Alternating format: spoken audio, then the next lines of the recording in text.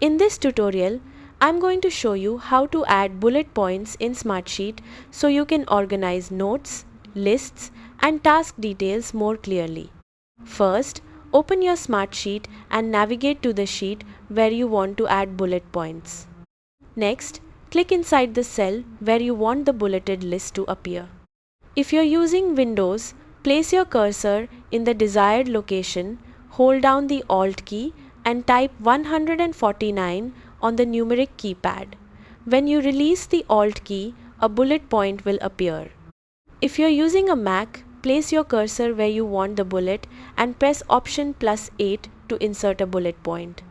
After adding the bullet, type your text as normal.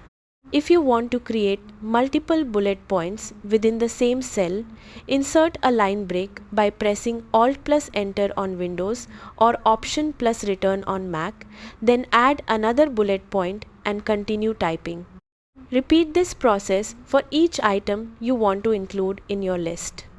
Using bullet points can make meeting notes, task descriptions, project updates, and checklists much easier to read and understand. That's it! You've successfully learned how to add bullet points in Smartsheet. Thanks for watching.